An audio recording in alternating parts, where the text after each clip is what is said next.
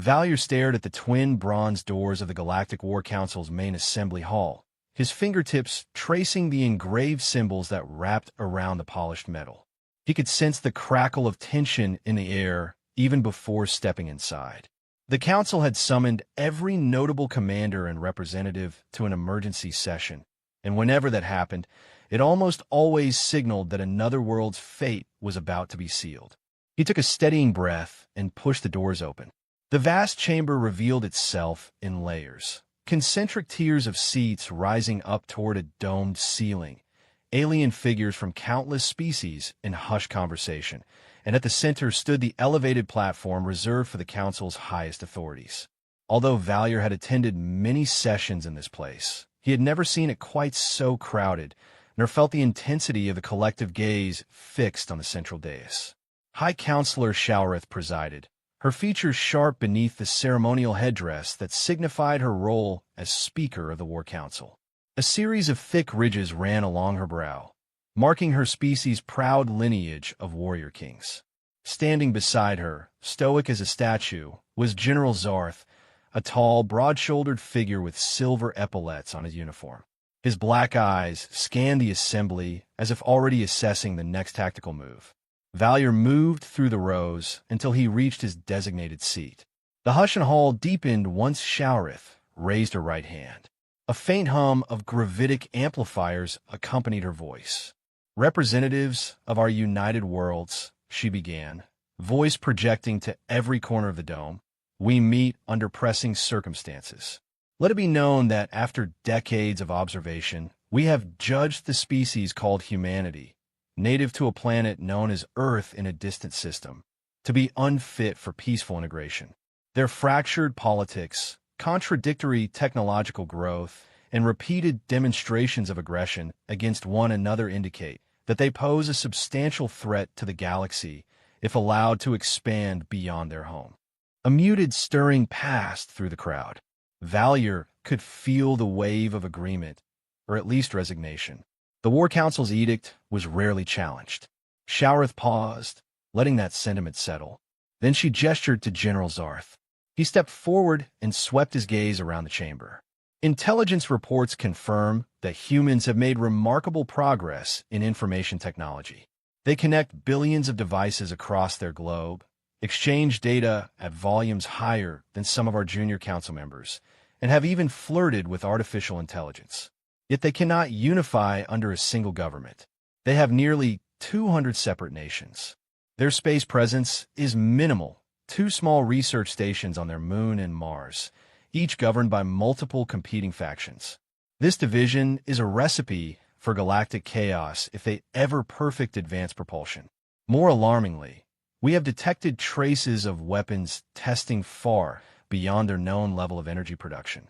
It is time for a preemptive strike." Silence followed. Valyer's pulse quickened. He knew what was coming. A formal declaration of war on Earth. Images of a world he had only studied in passing swirled in his mind. Scenes of oceans, forests, cities teeming with billions of humans. Until now, he had only known them through data clusters and surveillance feeds. The War Council's method was straightforward. If a species refused to consolidate under a single leadership and showed signs of militarizing its technology, the Council would act, usually with overwhelming force. High Counselor Showereth's voice returned. "We shall move our fleet to the Terran system and demand their immediate capitulation under the War Council's regulation. If they refuse, we will demonstrate our strength until they have no choice but to comply. Their political fragmentation and obsession with conflict make them an unacceptable risk." A hush took hold again, heavier this time. Valyer's seat was near the second tier, so he could see the expressions of various delegates. Reptilian grid officers with scaled faces, insectoid Keth with shimmering chitin, amphibious Arini whose translucent throats pulsed with agitation. All seemed to agree with Showereth and Zarth. No one voiced an objection, even though a part of Valyer's mind whispered that perhaps the humans were more complicated than the Council assumed. Protocol demanded a recorded vote. It passed unanimously. Showereth nodded in satisfaction. "We will waste no further time. General Zarth, mobilize the Armada." Overseer Valyer. Your expertise in cultural integration is well known. You are to accompany the fleet and handle any attempts at negotiation. Once Earth is subdued, your role will be essential in reorganizing their leadership. Understood. Valier rose and bowed slightly. Understood, High Counselor. The expression on her face softened just a fraction, revealing that somewhere behind the rigid official stance, she believed this mission was for the greater good. Proceed with honor, she declared, and with that, the session ended. Outside the assembly hall, Valier felt a chill run along his spine. He remembered reading that humans also experienced a physical reaction in moments of adrenaline or fear, goosebumps, it was called. He suspected he understood that sensation better now than ever before. General Zarth caught up with him in the corridor. We leave in 2 cycles, he said. I hope you're prepared. Valier looked at him, seeing the man's unwavering resolve. I'll do my part, he answered. But I have to ask, do we really know enough about their capabilities? Their technological progress is erratic. Could there be surprises? Zarth scowled, the lines across his brow deepening. We have accounted for anomalies. Even the highest estimates of their weaponry place them centuries behind us in direct energy shielding and propulsion. Their planet has no orbital defense platforms of note, no starships worthy of calling them a threat. The War Council's fleet is more than sufficient. Valier hesitated. Very well, General. He watched Zarth walk away, footsteps echoing against the polished floor. Valier couldn't shake the feeling that the Council's assumption was too simple. Data from Earth suggested they had poured incredible resources into weapon technology, even while ignoring certain branches of scientific development. That alone should have made them cautious. Instead, they were forging ahead with absolute confidence. 2 days later, the War Council's main departure bay buzzed with activity. Rows of warships stretched across the vacuum of space, each glimmering under distant starlight. Aboard the flagship, the Tyranny of Unity, Valier stood at a panoramic window and surveyed the might of the Armada as it assembled. Hundreds of vessels, ranging from nimble corvettes to colossal dreadnoughts, drifted into formation. Fighter squadrons performed final checks, and supply shuttles wove between the larger ships, ferrying the last crates of munitions and provisions. He turned as a new arrival stepped onto the bridge, an imposing figure with long, scaled arms and a forked tongue that flicked out when he spoke. Commander Talls of the Grit species had been placed second in command of the entire operation. Overseer, Talls greeted. The Armada stands ready. Valier nodded. We'll engage the faster-than-light corridors shortly. Precisely. Our navigators have plotted the route. 30 hours of FTL to reach the outskirts of the Sol system, a brief real space realignment near Saturn, then a final sublight approach to Earth. Command believes a stealth incursion is unnecessary. The Council wants them to see us coming. In other words, intimidation. The War Council's favorite tactic. Valier repressed a sigh. Thank you, Commander.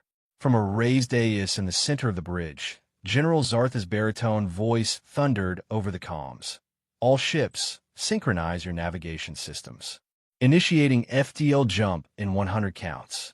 Technicians repeated the orders, and within moments, the swirling energies of the corridor began to coalesce around the fleet. Valier strapped himself into a seat designed to dampen the disorienting effects of FTL travel. A shimmering field enveloped the Tyranny of Unity, and then reality outside the windows seemed to distort, stars smearing into bright lines. A violent lurch signaled their entry into the corridor, followed by a stomach-churning sense of non-motion. In normal circumstances, he might have been awed by the phenomenon, but his mind was crowded with worries.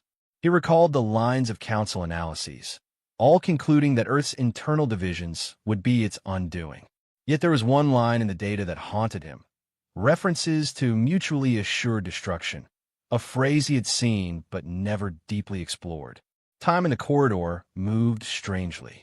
During the jump, Valier attempted to distract himself by reviewing Earth's historical records. He found endless accounts of war between nations, atrocities, alliances, betrayals, Yet time and again, humanity had also shown a remarkable capacity for cooperation when threatened by global challenges. Whether that was a consistent trait or a fluke, he could not say. The question loomed larger than ever. Would these people unite against the Council if they perceived an external threat? Eventually, the corridor ejected them back into normal space. Valier felt his head spin as real space reasserted itself. Alarms beeped momentarily throughout the flagship as systems reinitialized. A quick glance through the forward window revealed an enormous golden-banded sphere in the distance. Saturn, its rings a breathtaking halo of icy fragments. Closer in the foreground, the War Council's ships emerged one by one from the corridor, stabilizing their positions. General, Zarth wasted no time. Full sensor sweep, he ordered. Scan the system, especially Earth and its surroundings. We want to confirm their readiness. Reports streamed in from across the fleet. Valier listened with half an ear. Minimal space activity near Earth, no large vessels in orbit, and apparently no significant changes in their primitive moon outpost. His console indicated no immediate threat. The War Council's approach strategy, then, remained a direct flight path. They resumed travel under sublight engines, crossing the final stretch of space with remarkable speed. As the hours wore on, Earth became visible as a distant blue speck. The sense of destiny gripped Valier. They were about to alter the course of an entire planet's history, forcibly folding humanity into the Council's domain. The question was whether Earth would resist or crumble the moment they saw the Armada's size. Soon, the fleet split into designated assault formations. Over 1,000 ships began to encircle the planet, maintaining a careful distance to ensure coordinated lines of fire. On the Tyranny of Unity's bridge, giant holoscreens displayed Earth's major continents and cities in real time. Valier's heart pounded as the War Council prepared to send their ultimatum. From the dais, Zarth turned to address him. Overseer, broadcast our demand to the planet. Valier cleared his throat. Though he disagreed with many Council policies, he had a duty. He activated the wide-frequency transmitter that the Council used for first contact war declarations. Inhabitants of Earth, he began, voice reverberating in an artificially amplified tone. We are representatives of the Galactic War Council. We come to ensure that your species, fractured though it may be, does not introduce chaos to the greater galaxy. Surrender your military capabilities immediately and unify under a single planetary administration that shall comply with Council regulation. Failure to comply will result in forceful measures for the sake of galactic stability. He pressed a switch, ending the broadcast. A hush fell upon the bridge. They all waited, but no immediate response came.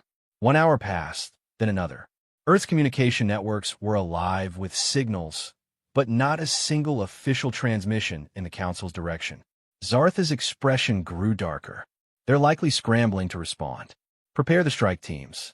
We'll show them we're not bluffing. Moments later, the first wave of the War Council's assault began. 10 sleek destroyers broke formation and descended toward Earth's atmosphere, targeting key military installations that Council intelligence had mapped out. The plan was to disable their nuclear arsenals and disrupt command infrastructure. Valier watched from the holoscreens as bright beams lanced down from orbit, obliterating entire runways or leveling strategic bunkers. The commentary from the bridge was triumphant. Minimal anti-air capabilities, no orbital interception. We should have the situation in hand soon. But something fell off to Valier. The planet's defenses, while limited, were rumored to be advanced in certain areas, especially missile technology. Why were they so quiet? Then the sensor officer gave a startled cry. Detecting multiple launches from the planet's surface, hundreds of them, across the bridge, heads turned in shock. Zarth strode to the sensor console and peered at the data. Ballistic trajectories? Missiles? The sensor officer nodded rapidly. Yes, General. A vast number of them. Some appear to be nuclear, but the energy profiles on others are unusual. Possibly antimatter-based warheads, though that can't be right for a species lacking advanced fusion power. Valier paled. Could they have weaponized antimatter without harnessing it for power generation? The question seemed absurd, yet the data suggested otherwise. The planet's ballistic arcs multiplied by the second, and the War Council's close-orbit destroyers now found themselves under a hail of destructive fire. On the holoscreens, Earth skies lit up with streaks of flame as the missiles ascended at speeds the Council had not anticipated. "They can't outrun them, so close to the atmosphere," someone whispered. Valier watched in horror as the first missile struck. The destroyer Helix 1 vanished in a flash of raw energy. Holoscreen data simply showed a spike, then nothing. Another destroyer took 3 hits almost simultaneously. Its shields collapsed, and an instant later it exploded into fragments. Chaos ensued on the bridge. Alarms blared. Crew members scrambled to track the barrage, but the missiles were too many. General Zarth roared. "All ships, evasive maneuvers. Pull back to higher orbit." It was too late for many. In the next minute, at least 5 Council vessels vanished from the tactical display. Debris clouds formed a grim ring around Earth. Zarth's voice broke with fury. "How are they launching so many missiles?" "Our intelligence indicated a fraction of this arsenal." The sensor officer's voice trembled.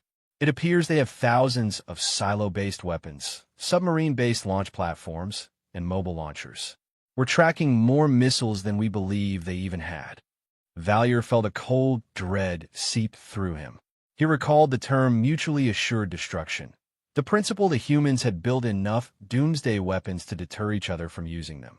Now those weapons were aimed at the War Council's fleet. Amid the frantic attempts to regroup, more missiles found their marks. Some were intercepted by the Council's point defenses, but not nearly enough. Each subsequent detonation tore open hulls or vaporized entire ships if the warhead was antimatter-based. An unstoppable wave of destruction hammered the War Council's once invincible line. Valier felt the deck rumble beneath his feet. "Are we hit?" he called out. The flagship's defense coordinator shook his head. "Near miss from debris. Our shields hold, but we must withdraw to safer orbit." General Zarth, eyes blazing, finally conceded. "Pull the fleet back beyond lunar orbit." "Do it now." Engines flared across what remained of the armada, and the War Council's ships retreated with all possible speed, leaving behind a graveyard of twisted metal. Many destroyers, cruisers, and support vessels have been reduced to shards, scattered across Earth's upper atmosphere. By the time the tyranny of unity stabilized behind the moon's protective horizon, less than half the original formation remained intact. The bridge was filled with an eerie mixture of shock and raw anger. Valier looked around. Soldiers and officers alike seemed unable to process the fact that a primitive planet had just dismantled a portion of the War Council's mightiest ships. Then a new alert sounded. "Incoming transmission from Earth." Zarth clenched his jaw. "Put it through." A series of flickering images appeared on the largest holoscreen. Dozens of human faces in a grid, each representing a different nation's flag behind them, some with stripes, others with stars, still others with unfamiliar symbols. The translator AI took a moment to adjust, and then one of the humans spoke in a calm, tense voice. "We have detected a massive fleet in our orbit and have responded with defensive measures. If you did not come here to wage war, then we apologize for our readiness. But we will not allow an unprovoked attack to go unanswered." Valier could only marvel at the composition of that broadcast, representatives from multiple nations, all collaborating in a unified message. That alone contradicted every assumption the Council had made about their inability to cooperate. Before Zarth could snarl a response, Valier stepped forward. "We came declaring war," he said slowly, letting the translator convey his words. "We believe your fractured politics would threaten the galaxy, so we demanded your surrender. Clearly, you have shown us your planet is more unified than we thought." On the human side, some frowned, others exchanged glances. A voice from the bottom left corner spoke up, the translation picking up a slightly different accent. "Our nations are often in competition, yes. We have fought each other more times than we can count. Yet we have also learned to collaborate on matters that threaten all of humanity. We have long suspected that if we ever encountered an alien civilization, it might not be friendly. We prepared accordingly. And so you build enough weapons to annihilate yourselves 100 times over, Zarth interjected harshly. Such madness. A slight stiffening of the shoulders was visible on some human faces. Another official answered, mutually assured destruction has kept us from destroying each other for decades. You left us no choice but to use some fraction of it when you attacked.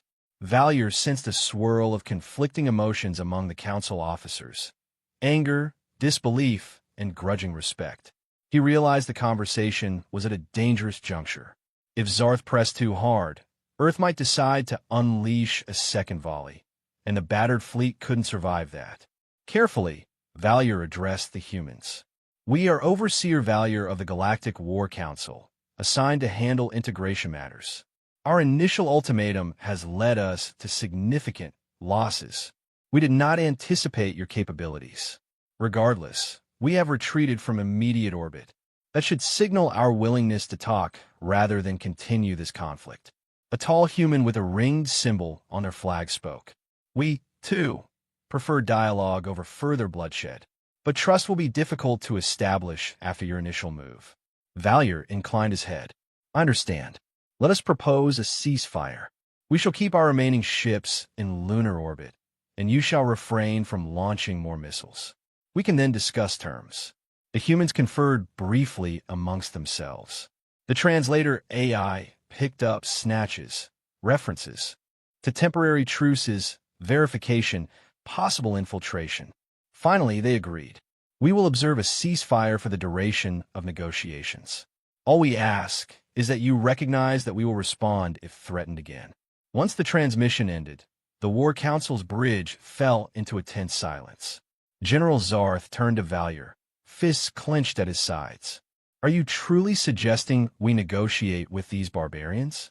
We came to unify them under force, not to yield. Valier spread his hands. Look around, General. What remains of our armada is in no position to enforce a direct occupation. We have no easy path to victory, and reinforcement from Council space would take decades to arrive. If we push further, we risk total annihilation. Zarth's glare sharpened, but he knew the truth. Valier's logic was irrefutable.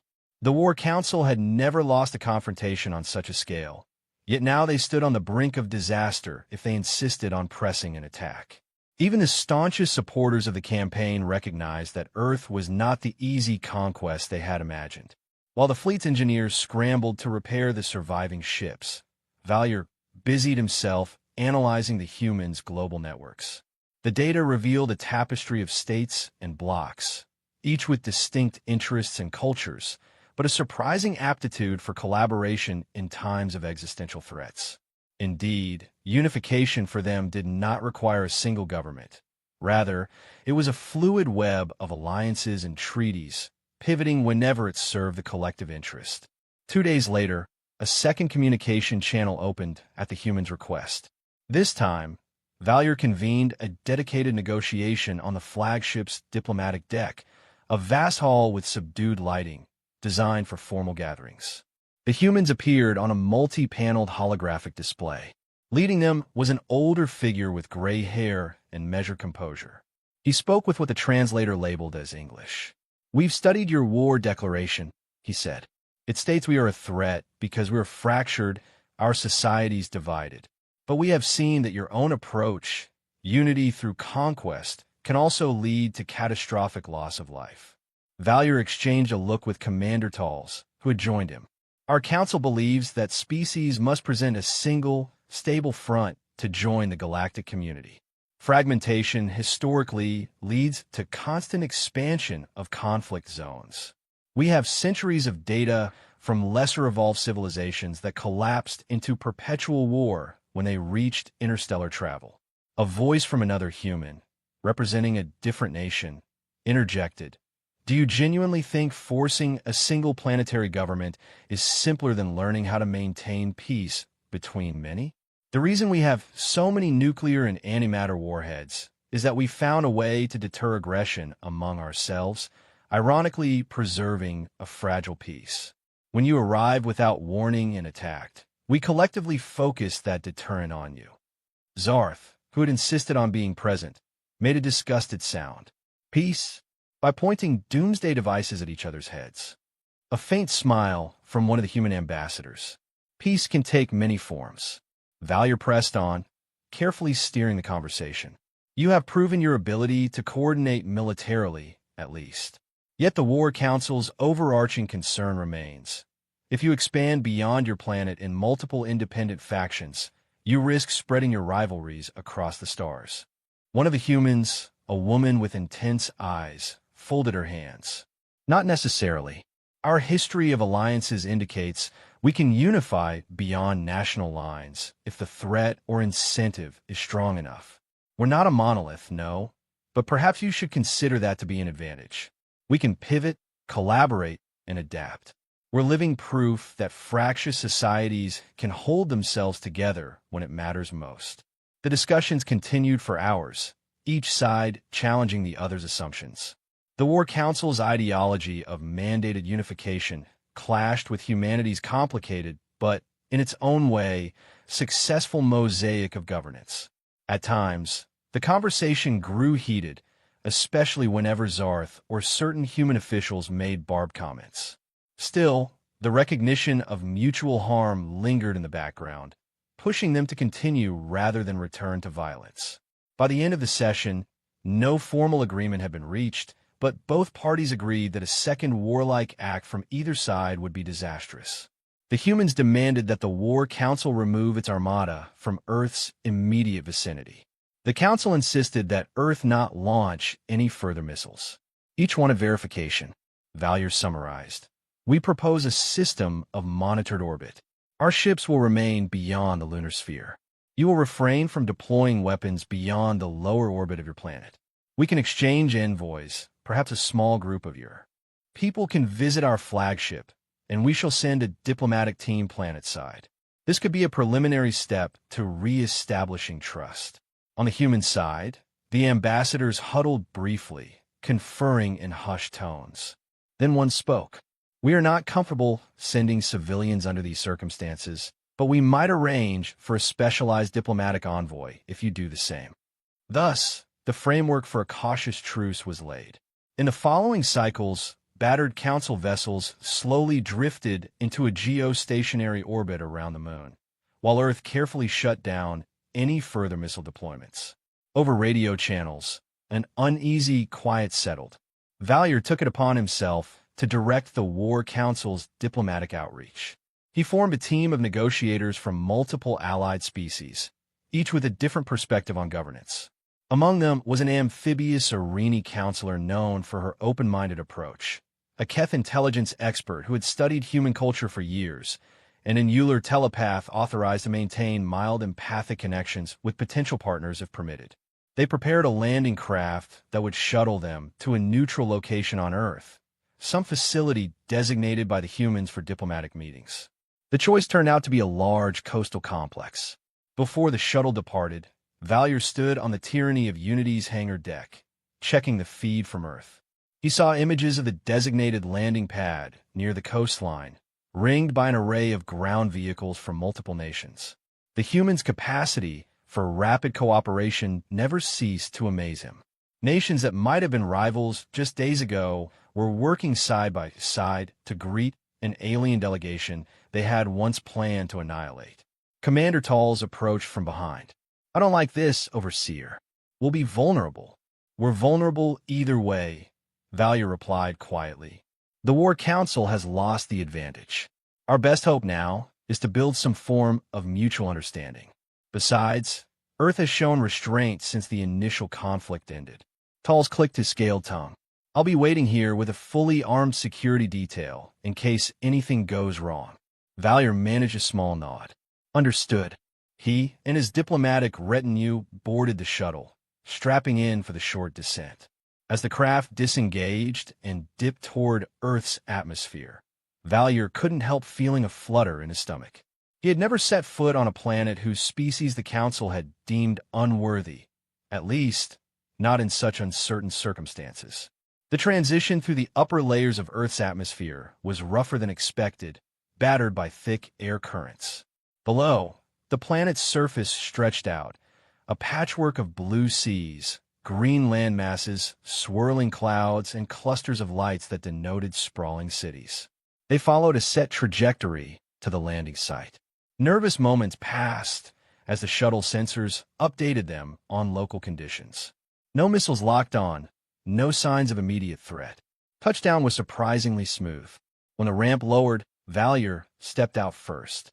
He inhaled Earth's air, slightly heavier in oxygen than the standard mixtures on many Council worlds. Warm sunlight bathed the surroundings, reflecting off the water in the distance. A line of human representatives waited, along with interpreters and security teams holding compact weapons. Valier's retinue emerged behind him, clad in diplomatic attire that displayed the War Council's insignia in a subdued pattern. A middle-aged human stepped forward, flanked by others from different nations. "Welcome," he said, extending a hand in a gesture the translator recognized as a greeting custom.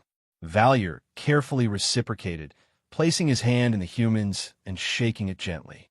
There was an odd sense of relief in that small act, as though it symbolized the possibility of bridging the vast gulf between them. They were escorted into a spacious building set near the shoreline, large windows showcasing the ocean. Inside, flags and symbols of various countries were displayed on the walls, and the tables were arranged so each delegation could sit facing one another. The meeting began with pleasantries that felt stiff, overshadowed by the knowledge that only days ago, the Council had nearly burned entire swaths of Earth to the ground. One by one, they introduced themselves. Valier's translator device worked overtime, rendering each human's words into the War Council's standard tongue, and vice versa. The group from Earth represented a broad coalition, including superpower nations, emerging economies, and smaller states that had found representation in this ad hoc global alliance. Despite vast cultural differences, they seemed to speak with one voice when it came to defending their planet from an extraterrestrial assault. After the formalities, they confronted the core issues. A human official brought up the Council's original declaration of war. Your ultimatum demanded unilateral surrender and planetary unification under your rules. You must understand, such an approach is antithetical to how we've managed to survive on Earth. We have learned, through painful history, how to tolerate diversity in political systems. A reptilian member of Valier's team hissed softly. And yet we see evidence of countless wars fought here. Tolerance is not what your records show for much of your past. The official's expression darkened. That's true. Our path has been marked by violence. But ironically, that taught us how to avoid it when the stakes become too high. The reason we can coordinate so many nations to fight you is that, for all our differences, we don't want to be subjugated. We're not children to be scolded. At that, Valier cleared his throat. We never intended to treat you as children. But from the War Council's perspective, a species that cannot present a united front can destabilize entire star systems once it begins interstellar colonization. We have documented dozens of cases where fractured civilizations turned border worlds into hotbeds of conflict. We sought to prevent that. The older, gray-haired human folded his arms. Maybe your data is correct about those other species, but it fails to account for the human capacity to unify in crisis. We've done so against pandemics, environmental catastrophes, and now, apparently, alien invasions. We are complex, but that complexity shouldn't be mistaken for helplessness. Outside, the rolling waves of the ocean produced a distant murmur, an oddly tranquil backdrop to this conversation about planetary conquest and cosmic war. The session stretched on for hours, diving into the intricacies of governance, the Council's experiences with newly spacefaring worlds, and humanity's unique approach to large-scale deterrence. Zarth was not present physically. He refused to come planetside, but his voice occasionally boomed over the comm link to challenge a point or demand clarification. Eventually, as dusk settled and the sun dipped below the horizon, both sides agreed to suspend the day's talks and reconvene in the morning. Valier and his delegation were offered guarded accommodations in a section of the building equipped for alien physiology. They accepted, albeit with caution. Meanwhile, Earth's leaders maintained their own security protocols. That night, the War Council's retinue observed the planet's sky from a large balcony, marveling at the stars overhead. Valier gazed upward, aware that behind the moon's silhouette, the remnants of the Council's fleet drifted in uneasy watch. In the coming days, the negotiations advanced painfully slow. The humans insisted that they had no immediate plan to colonize other planets on a scale that threatened to fracture the galaxy. Their stepping stones, small lunar and Martian outposts, were already international and included partnerships among multiple Earth nations. They proposed that any major expansion efforts be channeled through a global framework, possibly overseen by a new interplanetary council that the War Council could advise. This, they argued, would ensure no single Earth faction would spawn a rogue colony. These ideas clashed with the War Council's usual method, which was direct subordination. Yet Valier found himself increasingly convinced that if any species could find a flexible path to unity, it might be humanity. Their entire civilization had been built on balancing acts, deterrence to maintain peace, alliances to offset competition, diverse ideologies somehow existing under an overarching mosaic. In a strange way, their fractious nature had forged them into survivors. Meanwhile, high above, the Council's engineers worked tirelessly to repair ships. The magnitude of damage from Earth's missile barrage was staggering, and the emotional toll weighed heavily on the remaining crews. The knowledge that so many had died for an assumption chipped away at morale. Zarth, reeling from the catastrophic defeat, spent most of his time in the flagship's war room, refusing to set foot on Earth. From what Valier could glean, the general was locked in heated debates with High Counselor Showereth via long-range channels, trying to explain why the operation had gone awry. On the fifth day of negotiations, the final shape of a potential agreement began to emerge. Earth would accept a monitored probation period under the War Council's distant observation.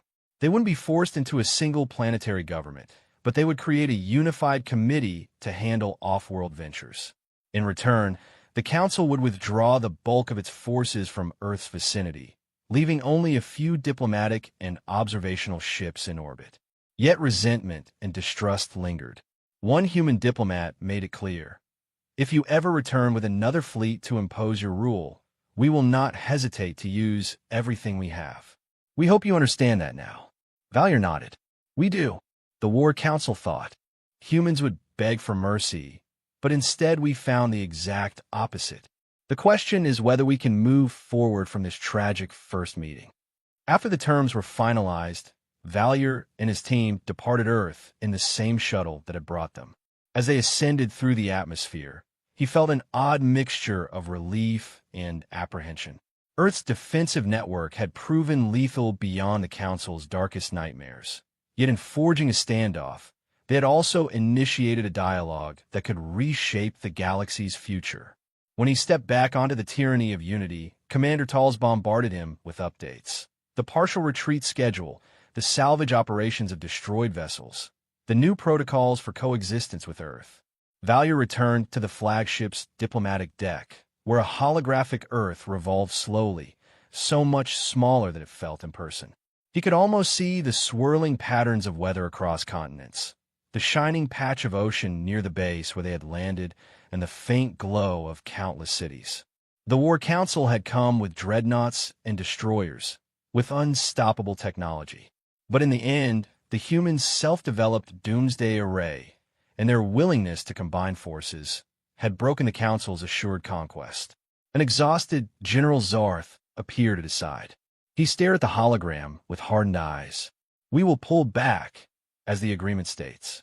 High Counselor Showereth isn't pleased, but she acknowledges we can't push further.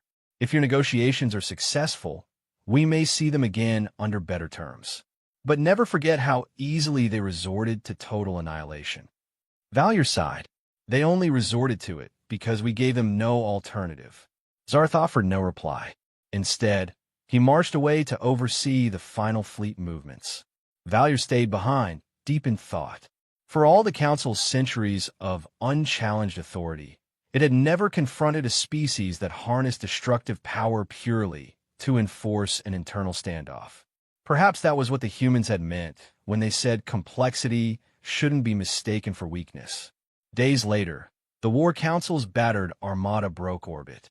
A large portion departed for a rendezvous point outside the Sol system, leaving behind only a minimal force of advisors to watch over Earth's space expansions.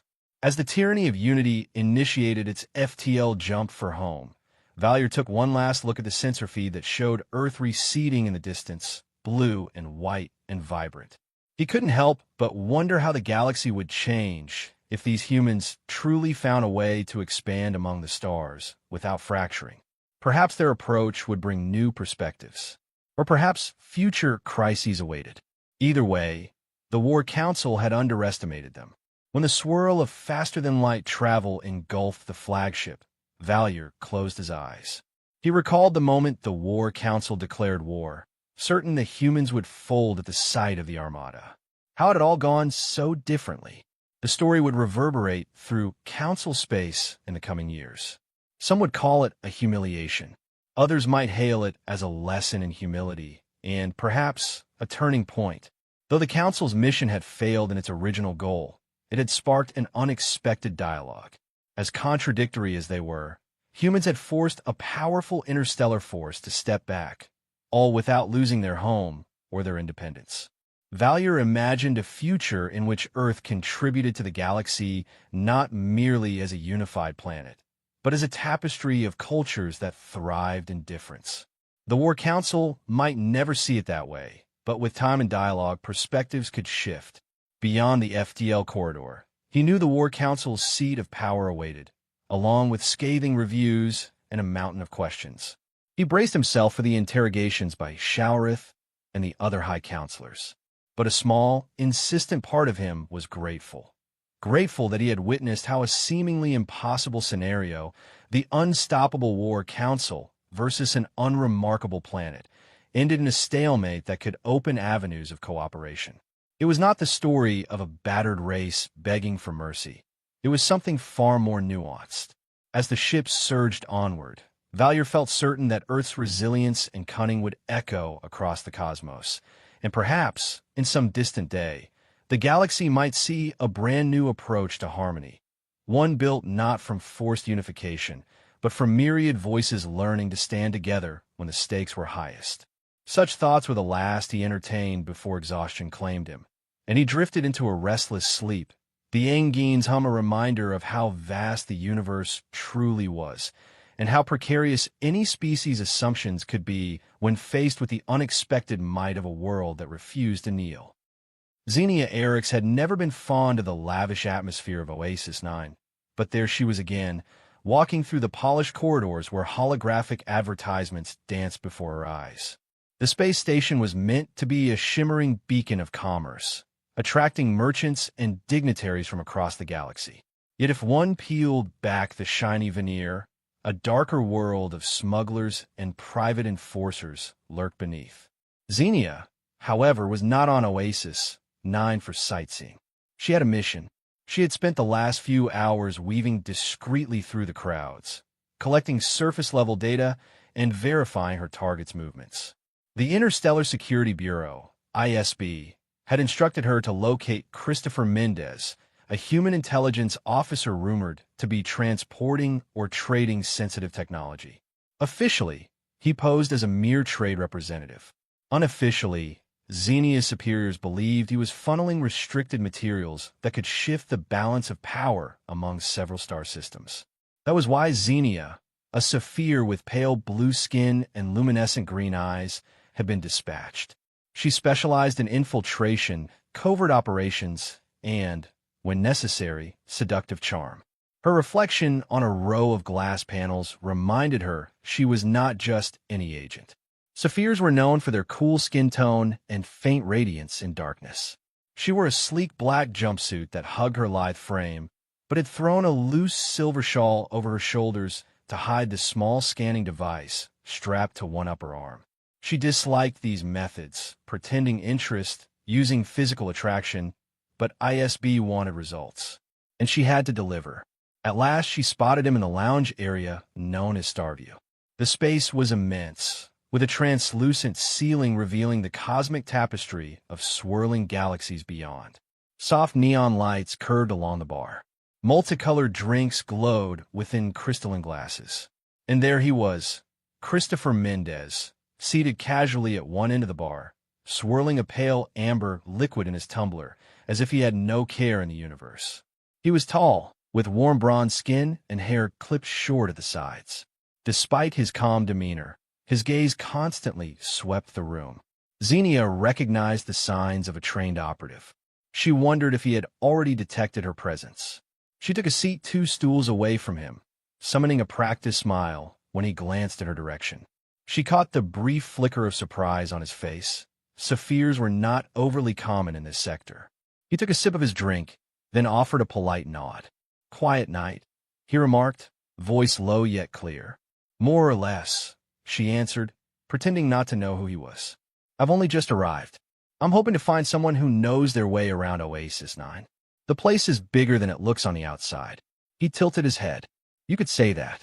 Depends what you're here for. Pleasure? Business?" Xenia chuckled, letting her gaze wander along the neon-lit shelves of liquor behind the bar. "Is there much of a difference?" Christopher's lips quirked slightly, and he introduced himself in the straightforward manner of a practiced diplomat. "Chris Mendez. I'm here representing human trade interests. Usually keeps me busy, but tonight I finally got a moment's rest." "Xenia," she offered, leaving out her surname to maintain a hint of mystery. "I do a bit of consulting. Saphir culture is my specialty." She deliberately played into the stereotypes about her species, implying she might be some cultural liaison or translator. His eyes lingered on her a moment longer, curiosity evident. "Consulting's a broad term. You must know quite a bit." She simply smiled, sipping a drink she'd ordered moments earlier. Beneath her shawl, the scanning device activated, silently probing for any transmissions from Chris's personal comm unit. She felt a pang of guilt. He seemed pleasant, far from the menacing arms dealer some intel suggested. But a mission was a mission. She reminded herself that he could be a master of deception. Minutes passed in small talk, each studying the other. He shifted the conversation to Oasis 9, offering to show her to a quieter vantage point where one could see a better portion of the starfield beyond the station's protective canopy. Intrigued, or at least feigning it, she allowed him to lead the way. They walked along a corridor lined with glowing art installations, abstract representations of various star systems. Xenia listened, half engaged, half analyzing every subtle gesture he made. When he laughed at a light-hearted remark of hers, she couldn't help noticing how genuine it sounded. Something about him seemed open, even if he was obviously scanning the hallway for eavesdroppers. They reached an observation niche, an elegant alcove with comfortable seating, partially shielded from foot traffic. Through the giant, transparent walls, the distant swirl of cosmic dust formed a luminous halo around the station. The air felt charged, as if carrying the station's collective energies.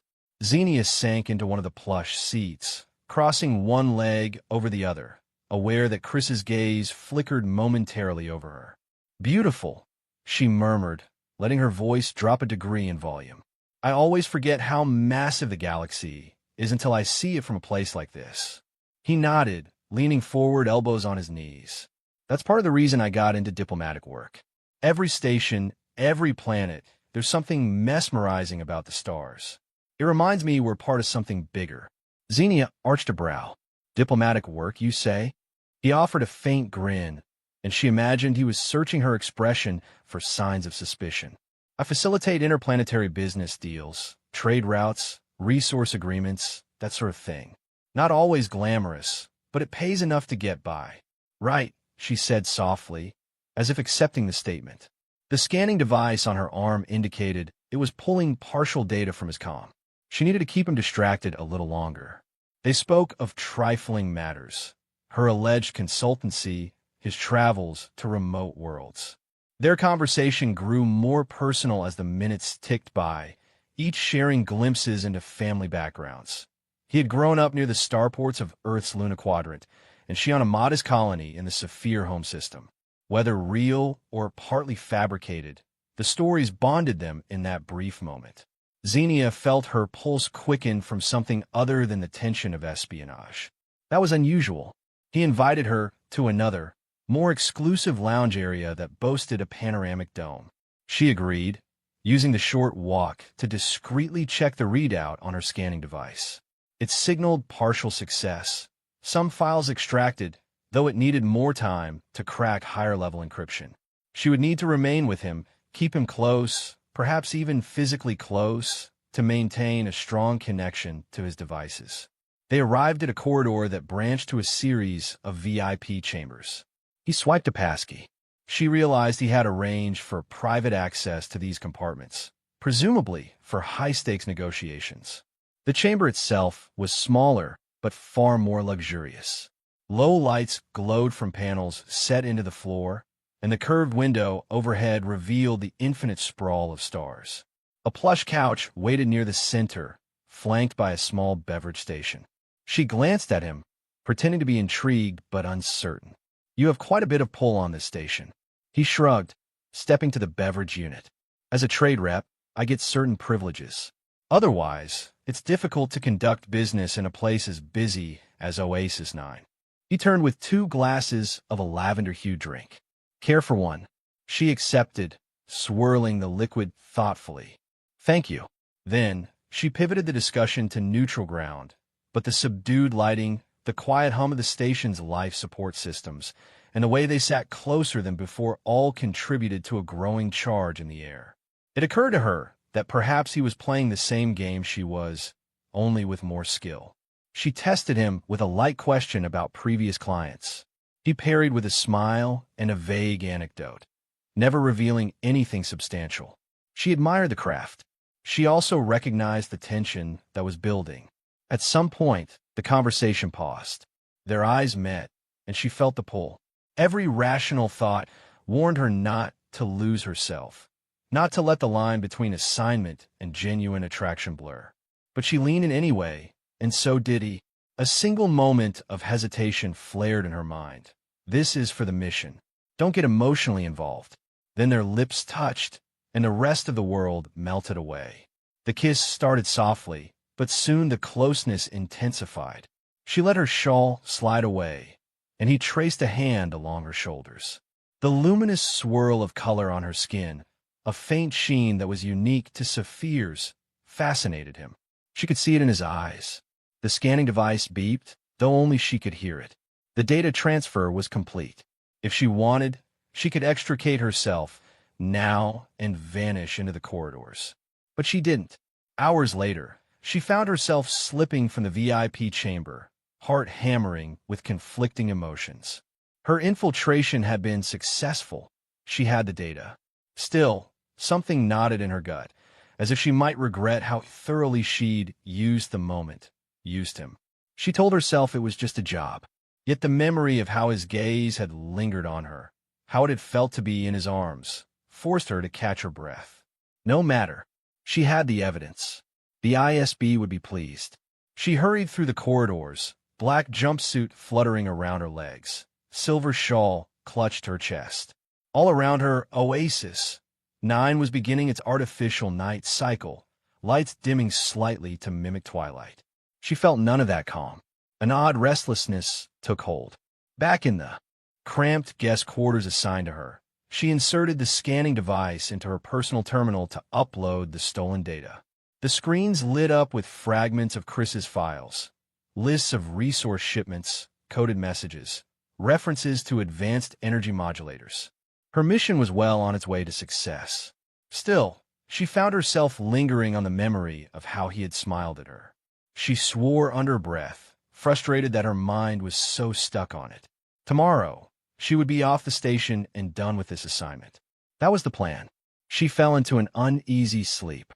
Some hours later, she jolted awake. Her skin felt oddly tight, tingling along her arms and chest. When she slipped out of bed and switched on the overhead light, she stifled a gasp. On her pale blue skin, several bruise-like patches had begun to form, each a deeper indigo color. Panic throbbed through her. It didn't feel like a normal bruise. It was more like a stain or blotch, warm to the touch. Must be an allergic reaction, she muttered, but deep down she was uncertain. She tried to calm herself with rational thought. Saphir physiology was unique, but occasional contact with other species could cause mild, temporary side effects. She rummaged for a small med scanner she kept in her bag. Running it over her arm, she saw readouts blink with unusual alerts. Something was off with her cellular structure, a sign of infection or a viral presence. The device spat out a vague classification and recommended a deeper analysis at a medical facility. Xenia felt a stirring dread. She'd heard rumors about an ancient disease that sometimes occurred when Saphirs had close contact with humans, but the accounts were always anecdotal, half myth. Could it be real? She inhaled slowly, forcing herself to remain logical. She would get to a discreet clinic on the station, get this sorted out. No reason to panic just yet. She placed a call to her ISB superior, hoping for some quick reassurance or instructions. Instead, she received a curt order: upload the data. Then depart Oasis. 9 for the sector, 5 outpost, as soon as you're able. We need you to decode the files in a secure environment. When she tried to mention feeling unwell, the operative on the other end barely acknowledged it. Your extraction is top priority. If you're ill, see a medic, but do not jeopardize the mission. That was the end of that. She almost smashed her comm in frustration, but she had no time for theatrics. She needed answers and, above all, to confirm that she wasn't facing something dire. She discovered a small private clinic run by a Half-Fardian doctor, Dr. Evren, who specialized in off-record treatments for anyone who could pay. Perfect for staying off official logs. Her condition was getting worse by the hour. The bruise-like patches had grown darker, and she was fatigued, sweating, lightheaded. She slipped into the clinic, a plain door beneath a flickering sign in an industrial section of the station. Dr. Evren turned out to be a compact figure with 4 bright blue eyes arranged in pairs across his brow. He studied her with measured curiosity and listened intently as she described her symptoms. "Remove your jacket, please," he said, scanning her with specialized instruments. Her arms, shoulders, and lower torso all bore the ominous patches. His expression grew grim. "You say you had intimate contact with a human recently?" She stiffened. "Yes, last night." He allowed a low hum. "Then I suspect you have indigo nova." She stared at him, the name echoing in her memory. That's an old wives' tale, a cautionary story about Saphirs and humans. Most of it is unverified rumor. Dr. Evren typed a series of commands, comparing her scan with an archaic medical database. Rare, yes, but not mythical. It's an aggressive infection that triggers unstoppable cellular breakdown in Saphirs if untreated. The historical notes claim it was first documented centuries ago during initial human-Saphir interactions. With changes in interspecies guidelines, cases nearly vanished. Her throat tightened. "So how do I treat it?" He shrugged helplessly. "I only have partial data. The legends say it can be counteracted by certain engineered immunoboosters derived from human bone marrow or an advanced synthetic replication. But that's not something I can do here. You'll need specialized research facilities, perhaps a lab with the right resources." Shock warred with fear inside her. She breathed in carefully, attempting calm. The Dr. continued, "I can give you a stabilizer that may slow the progression, but it won't cure you. If you don't find proper treatment soon, your condition will become irreversible." She stared down at her arms, where the patches seemed to pulse with each breath. She was an ISB agent, and she had faced countless dangers, but the idea that her own body was betraying her unsettled her deeply. She needed time and resources, neither of which she had. "I'll figure something out," she said, summoning her best attempt at confidence. After paying him and receiving a small vial of stabilizer, she slipped back into the station corridors and nearly collided with Christopher Mendez. He was leaning against a metal support strut, scanning the passers-by, and his expression snapped into alertness when he recognized her. "Xenia," he said, pushing away from the wall. You're not an easy person to find. She felt her pulse spike. Why were you looking for me? He studied her face. I had questions. About who you are. Something about last night. She cut him off. Let's not do this in public. She gestured for him to follow her to a quiet recess near some abandoned shipping crates. Her head swirled with tension. The infection was draining her, and the last thing she wanted was a confrontation with Chris. Yet there he stood, confusion etched across his features. I suspected you weren't some random consultant, he said, his voice mild, but with an undercurrent of suspicion. You did something with my devices, didn't you? She pressed her lips into a thin line. I don't know what you're talking about. He exhaled. Look, I don't want a scene. My problem is that if you're working with certain elements, you've now got data that could put a lot of people at risk. I can't let that slide. Then he noticed the sweat on her brow, the unease in her stance. Are you feeling okay? She almost laughed at the irony. No, not really. And the short story is, I might have contracted a disease from our encounter. He stared, the idea seeming to catch him off guard. What do you mean? She considered lying, but realized it would do no good. I just left a discreet clinic. The doctor says it's indigo nova, a lethal STD for spheres transmitted by humans. It's so rare that hardly anyone has a reliable cure these days. The color drained from his face. That can't be real. I've never even heard of it. Well, it's apparently quite real. And it's killing me. He drew closer. She noticed genuine concern in his eyes, a pang of empathy she hadn't expected. I'm sorry, I never intended. He paused, swallowing. There's a place that might be able to help, Chimera Labs. I'm connected to them through some colleagues who research cross-species infections. They might have leads on an old treatment.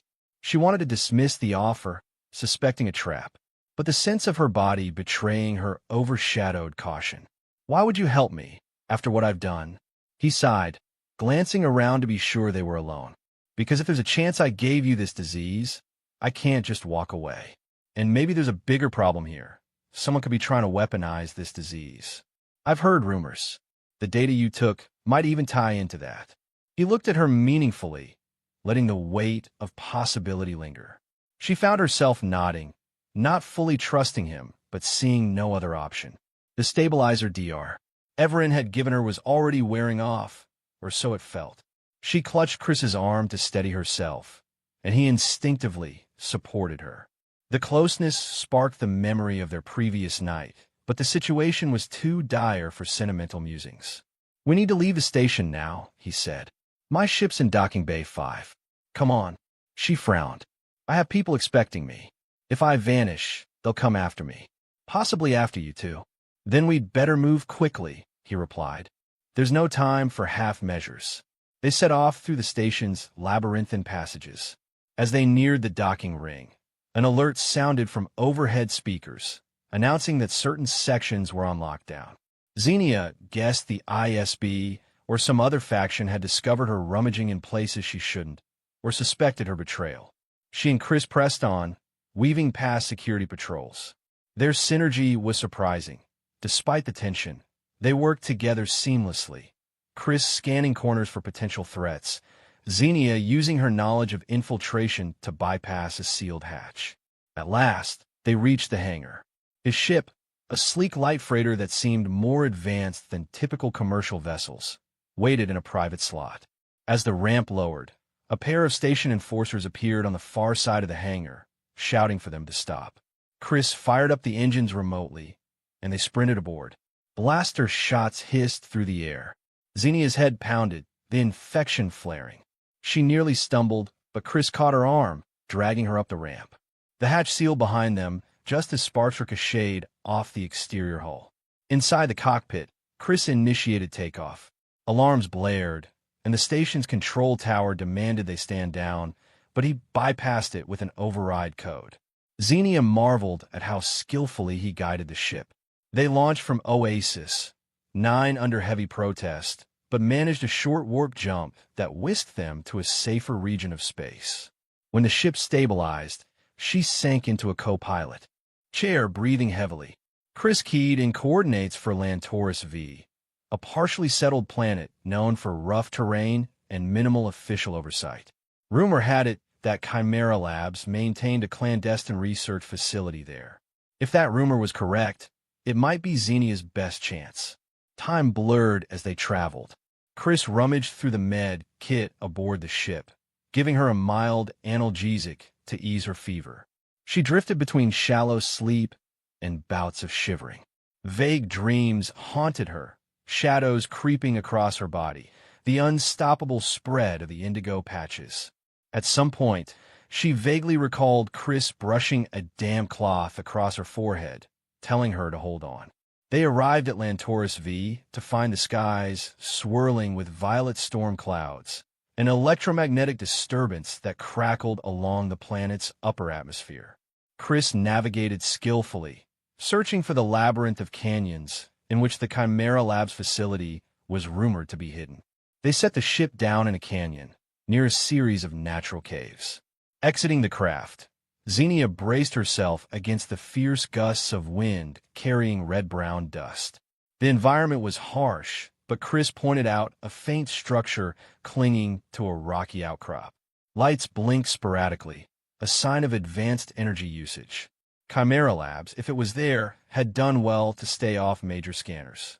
They made the trek on foot, each with a respirator mask to filter the dust. The journey was perilous, the ground uneven, but they managed. Twice, they had to hide as small squads of heavily armed mercenaries wandered the canyon. Xenia realized the labs must be valuable enough to attract dangerous interest. Or perhaps these mercenaries were with the ISB, following her tracks. Eventually, they found a concealed entrance tucked behind a natural rock formation. Chris keyed an encrypted signal, and to Xenia's relief, the heavy metal door slid open.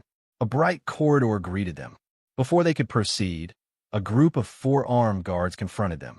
One, a stern-looking woman with a scar running across her cheek, demanded identification. Chris held up his hands. "I'm Christopher Mendes. I have a connection with DR. Ravina from Chimera. We need immediate medical assistance." The mention of DR, Ravina's name, seemed to cool the tension. The guards, still suspicious, checked with an internal channel. After a moment, they motioned for Xenia and Chris to follow. She felt lightheaded, the infection coursing through her. By the time they reached a makeshift medical bay, she was half delirious with pain. DR. Ravina turned out to be a tall, willowy woman with hair pulled into a high coil. She wore a simple lab coat over an exosuit and examined Xenia without wasting time. A team of assistants scanned the Saphir's body with advanced devices. The result was all but confirmed. Indigo Nova, advanced stage. Ravina shook her head grimly. "We've had sporadic records of this disease. Very little in the way of complete cures. Some texts suggest a remedy that involves synthesizing a portion of human bone marrow. The older medical archives indicate that back in the early days of Saphir-human contact, that was how they halted an outbreak. But the extraction required is intense." Chris frowned. "What do you mean, intense?" Ravina explained. "We would need to harvest a sizable amount of your marrow to produce a potent enough batch of immunoserum for her. That process is extremely invasive, painful, and it could permanently harm you. We're not equipped for it in a typical sense. Alternatively, if we can find a key catalyst known as Catalyst Delta, we might replicate the antibody synthetically, so we wouldn't need as much direct marrow. There's a place on Lantoris V rumored to have the natural deposit of that catalyst. The problem is, it's quite a dangerous region." Xenia attempted to speak, but ended up coughing painfully. She felt Chris's hand on hers, worry etched across his face. He didn't hesitate. "We'll go get it." Ravina nodded. "I have some data on the canyon system. There's an underground spring that's said to hold high concentrations of the required minerals. If we get enough samples, I can refine them here and hopefully create the synthetic booster. But you should know, we're not the only ones interested. Mercenaries have been spotted in those caverns." Xenia forced herself to a sitting position. "We have no choice, do we? Either we attempt the catalyst approach, or my body will fail soon." Ravina looked pained. "I'll do what I can to stabilize you. Once you have the sample, I'll start the synthesis. But time is short. Chris tucked away the maps Ravina provided and helped Xenia stand. The journey to the canyon spring would be brutal, treacherous terrain and well-armed pursuers. But he seemed ready. She managed a faint, grateful smile. The lines between them had blurred, no longer Agent and Mark, but two individuals entwined by necessity, if not something more. The haunted look in his eyes told her he would not let her die if he could prevent it. They left after a short rest. Ravina gave Xenia an injection that numbed her pain for a few hours, just enough to keep her functional on her feet. Armed with some gear from the lab, they slipped out an alternate exit, mindful of patrolling mercenaries. Overhead, the storms flickered with intermittent lightning. Even so, they pressed on through the maze of rock formations. Twice, they had to hide behind large boulders as squads trudged by. The distinct insignia on the mercenaries' armor told Xenia they were a hired force associated with certain black market players. Perhaps the same ones who wanted to weaponize Indigo Nova. Or they might be under direct contract from the ISB's more ruthless subdivisions. She and Chris shared few words, but exchanged plenty of meaningful glances, each silently vowing to protect the other. Finally, they reached an opening in the canyon floor. A jagged crevice led downward, the faint sound of trickling water echoing from the depths. The path was narrow and slick with condensation. They carefully descended, activating portable lights. The deep indigo splotches on Xenia's skin stung each time she moved, as though the disease was protesting her every step. She grit her teeth, determined. Then they heard voices. The mercenaries were also in the cavern. The flicker of multiple flashlights danced on distant walls. Chris motioned for silence. They inched forward, hugging the stone. The smell of mineral-rich water hung heavy in the air. At last, they emerged into a small subterranean chamber, lit by the luminous algae drifting in the spring water.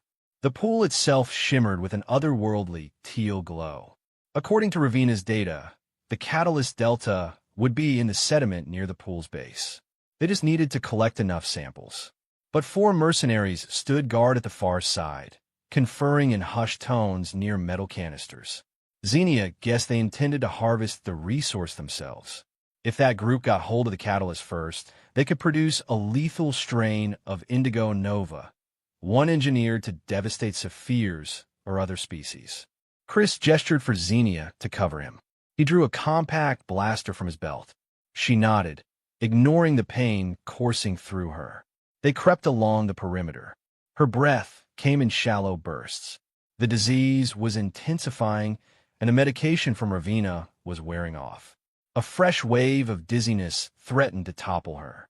She forced herself steady, aligning her own small blaster at the unsuspecting mercenaries. Chris launched the assault with a single precise shot that hit the nearest guard in the shoulder. Chaos erupted. The mercenaries whipped around, returning fire. Bolts sizzled across the cavern walls. Xenia fired back, hitting one man in the leg. Another soldier took cover behind a boulder, pinning them down with suppressive blasts. One of the mercenaries tossed a stun grenade, and Chris tackled Xenia behind a rocky protrusion. The grenade's flash filled the cavern, leaving spots of light dancing in their vision. She felt Chris's arms around her, bracing her from the impact. She had never thought she would rely on him like this. In that moment, they were an inseparable unit, fighting for survival. Her mind flickered with regret about how she had deceived him. If they got out of this, she would have to atone somehow. They regrouped, and with coordinated shots, they overwhelmed the mercenaries, disarming them. The men retreated deeper into the tunnels, dragging their wounded. Xenia and Chris, battered but intact, rushed to the edge of the spring. He activated the collection kit Ravina had provided, wading into the ankle-deep water to fill multiple cylinders with the glowing sediment. Xenia stood watch, shaky but determined. Just as Chris finished sealing the last container, a figure burst from a side tunnel. Another mercenary, accompanied by a man wearing the distinctive uniform of an ISB operative. The operative's face twisted in contempt. "Xenia Eriks," he spat. "The Bureau wants you eliminated, along with that data you stole. Or do you think we wouldn't find out your actual plan?" Xenia's heart lurched. The ISB had sent an agent to tie up loose ends. She fired at them, forcing the pair to scramble for cover. A fierce exchange of blasts followed. Chris passed her a container, while he guarded the others, returning fire. Their predicament was dire. The cave walls erupted in sparks as each bolt struck the stone. The dull roar of water echoed relentlessly. Xenia's head pounded, her vision blurring around the edges. She coughed violently, doubling over. The disease was accelerating. If she fell unconscious here, it was over. Chris shot her a worried glance, but had to maintain suppressive fire. The ISB operative advanced behind cover, cornering them. Xenia fumbled for a last stun grenade Chris had given her. She mustered her remaining strength, pulled the pin, and hurled it. The blast knocked the operative aside, sending him crashing into a rock. The mercenary fled, presumably unwilling to die for this mission. Smoke and dust lingered in the claustrophobic space. Chris hurried to Xenia's side. "We've got what we need," he said hoarsely. "Let's get out of here." She nodded weakly. Together, they navigated their way back up the slick passage, hearts hammering, not entirely sure if more enemies waited above. But they made it out, stumbling into the storm-lashed canyon. The sky had darkened further with the approach of night, but the dust-laden wind was calmer now. They half-jogged, half-limped back toward the lab's location. Upon arrival at Chimera Labs, alarms were going off. A small band of mercenaries had apparently attacked while they were gone, but Dr. Ravina's security had held them off. Once inside, Ravina guided them to the lab. Chris set the containers of Catalyst Delta on a metal counter. The doctor and her team immediately began preparing the equipment. "We'll refine the catalyst and incorporate it into a synthetic antibody solution," Ravina explained, directing her assistants. "The process takes a few hours, but we'll do it as fast as possible." Xenia collapsed onto a makeshift cot, her body trembling. She sensed Chris at her side, his hand holding hers. Despite her pain, she found comfort in that contact. "I'm sorry," she whispered, voice ragged. "I deceived you. I was just following orders." He squeezed her hand gently. "I had my own secrets. I'm not innocent, either. Let's just get you well." She gazed up at him, tears threatening to blur her vision. "I thank you." The next couple of hours felt like an eternity. Ravina worked feverishly, her expression changing from intense concentration to guarded hope as the new serum took shape in a large cylindrical device. Xenia's condition worsened. She slipped in and out of consciousness, the fever raging. Chris refused to leave her side, even when the lab's security needed volunteers to patrol for potential intruders. At last, Ravina approached with a vial of glowing turquoise fluid. She loaded it into an injector. "This is our best shot," she said, voice tense. "It might take effect quickly, or it might fail altogether. We have incomplete historical data." Chris nodded. "Do it." Ravina pressed the injector to Xenia's arm, releasing the serum into her bloodstream. Xenia felt a searing heat spread from the injection site, racking her body with spasms of pain. She arched her back, fighting the urge to scream. It felt like her cells were igniting from within. Chris held her shoulders, voice choked as he tried to comfort her. The lab assistants hovered anxiously, monitoring readouts on a console. "Dr. Ravina watched the data scroll by, her expression a careful mask of scientific focus. Then, slowly, the tension in Xenia's body released. She gasped for air, drenched in sweat, her heart pounding like a hammer. The monitors detected shifts in her biomarkers. Ravina's eyes flicked from the screen to Xenia's blotchy skin. The indigo patches had stopped spreading. Within minutes, they seemed to lighten in hue. Xenia exhaled a shuddering breath, as if awakening from a nightmare, and felt a faint hum of renewed vitality in her limbs. Chris let out a breath he'd been holding. "It's working," he whispered, brushing a strand of her hair back. She looked into his eyes, feeling an overwhelming wave of relief and gratitude. An alert clanged loudly in the corridor, making everyone jump. One of Ravina's assistants ran in, panting. More mercenaries inbound, possibly with heavier weapons. "They must have tracked you here." Chris and Xenia exchanged weary looks. The fight wasn't over yet, but at least she could stand, the disease no longer ravaging her body. Ravina handed Chris a blaster rifle, then gave Xenia a smaller sidearm. "We can't let them seize the data or this cure," the doctor said. "If they capture it, they could twist it into a bioweapon. Indigo Nova might be refined to target humans or Saphirs, or worse." Xenia felt the swirl of moral responsibility. She was living proof that the infection could be beaten, but also that it could be exploited. She glanced at Chris. "We'll protect the lab." The next minutes were a rush of adrenaline. The defenders barricaded the entry corridors.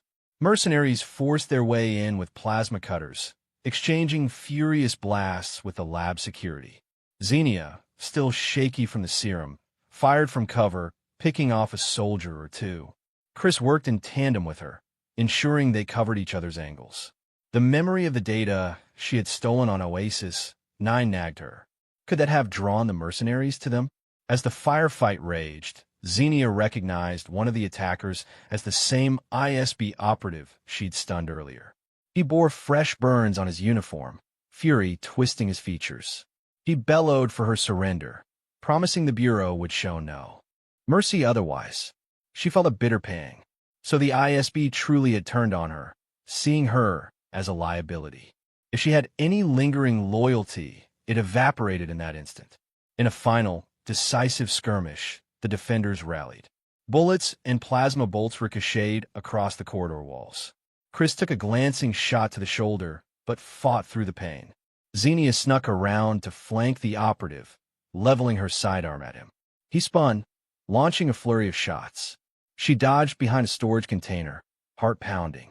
Then, summoning her last reserves of energy, she lunged out, firing 2 precise blasts. The operative crumpled, losing consciousness. The remaining mercenaries scattered, unwilling to die for an evidently lost cause. Silence descended, broken only by the alarm's persistent wail. Ravina rushed out, verifying the damage. The labs were intact enough, the cure data safe. Xenia found Chris leaning against a wall, pressing a hand to his wounded shoulder. She hurried to him, adrenaline still buzzing in her veins. "Are you all right?" she asked, voice trembling.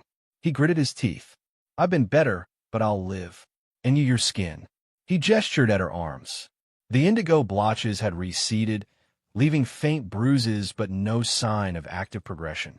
Xenia marveled at her own reflection in a reflective panel, hardly believing it. Ravina came over to skin Xenia. "Remarkable. You're stabilizing. There may be lingering effects, but you're no longer in immediate danger. With additional doses, we can fully eradicate the infection, and we'll share this knowledge with other medical facilities to ensure no one tries to weaponize it." Chris exhaled, relief evident in his posture. Xenia felt tears threaten to blur her vision again, but this time from gratitude. The fear of death, the betrayal by her superiors, the unexpected alliance with this man she had once targeted, it all swirled in her mind. She murmured, "Thank you, all of you," to Ravina and the lab staff, then turned to Chris, her voice soft. "And especially you." He shook his head as if it were nothing. "I owed you that. Let's just say we're even." They exchanged a small, uncertain smile. The ordeal had not only saved her life, but also forged a bond that neither could have predicted.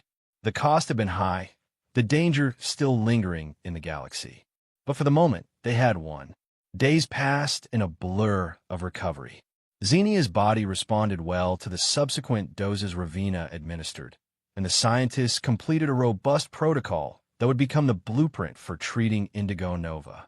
Meanwhile, the logs from the stolen data were decrypted, revealing the extent of a conspiracy to smuggle advanced energy modulators, tied to a faction within the ISB that wanted to harness Indigo Nova as a tool of blackmail. Xenia and Chris worked together to compile the evidence, which Ravina's tech teams then broadcast to various interplanetary councils. The revelation caused political turmoil, but it also dismantled the Shadow faction's power structure. In the aftermath, Xenia knew she could never return to the ISB. They had effectively marked her for death. Perhaps she would remain with Chimera Labs, assisting Dr. Ravina, She had a knack for covert operations that might be better used to safeguard medical breakthroughs. But there was another question. What about Chris? On her final day of convalescence, as she stood in front of a broad observation window overlooking Lantoris V's jagged horizon, he approached quietly, his arms still in a sling. "Heading out so soon?" he asked. She shrugged, arms folded across her chest. "I can't stay here forever. There's a universe that just got a bit more complicated because of all this. People will want to stop me, or use me." He nodded, stepping closer. "I've got my own share of issues. I doubt my superiors will be thrilled that I helped blow the lid on a major scandal. But I can't regret it. We saved lives." She turned to look at him fully. "Where will you go?" A ghost of a smile touched his lips. "I was thinking maybe I'd see if Dr. Ravina could use another set of hands. Or if some new humanitarian alliance needs a liaison. Something honest for a change." They stood in silence for a moment, the swirl of dust storms in the distance framing them. Then she took a slow step forward, lifting a hand to trace a faint line across his sling. "You really risked everything to help me," she said, voice soft. "I never expected that from the man I was supposed to manipulate." He placed his free hand lightly on her shoulder.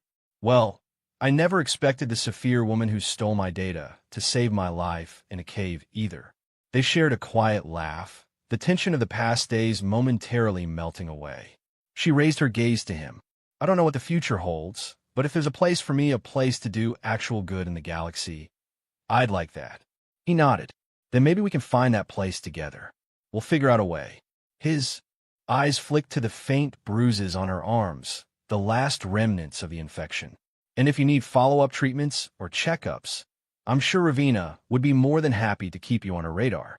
A faint blush colored the edges of her cheeks. Saphir's blushed in subtle violet tones. "You're not worried about me being a spy who might betray you all over again?" He considered it, his smile turning playful. "Not especially. I think we're past that." She nodded, a sense of relief mingling with tentative excitement. In a wide corridor behind them, lab workers bustled with supplies, patching up the damage from the battle. Everyone seemed too busy to pay close attention to the pair by the window. So, in that private bubble of time, Xenia leaned forward and pressed her lips to Chris's gently. This kiss was different from the first, born not of subterfuge, but of gratitude and something honest. He let his good arm circle her waist, returning the kiss softly. When they pulled apart, the weight of unsaid promises lingered in the air. Neither of them knew exactly how to label whatever was blooming between them. Maybe it didn't matter. They had faced mortal danger, saved each other, and carved out a small victory against forces that thrived on secrecy and exploitation. Xenia turned her gaze back to the window. Beyond the storms, the darkening sky revealed a scattering of stars above Lantoris V's night horizon. There was so much left to do, loose ends to tie up, alliances to rebuild, a cure to refine and distribute, so that no more Saphirs would have to fear Indigo Nova. But she felt uncharacteristically hopeful.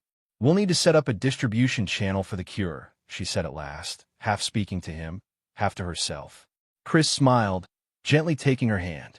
"We will. And after that, who knows?" Together, they watched the storm fade to a distant rumble. The galaxy waited, as vast and unpredictable as ever.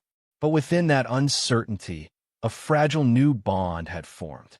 Neither Xenia Erix nor Christopher Mendez was quite who they had been when they first met on Oasis 9.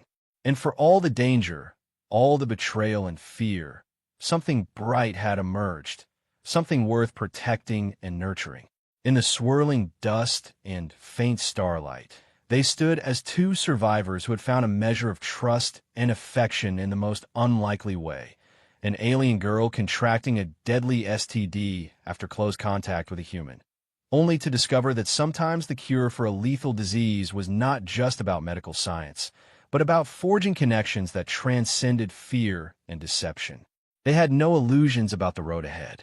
The galaxy was still rife with political intrigues, hidden agendas, and prejudices that had not magically vanished. But at least for this moment, they had hope, a glimmering possibility that the boundaries dividing worlds and species could be overcome with collaboration and compassion. And perhaps that, in itself, was the real cure.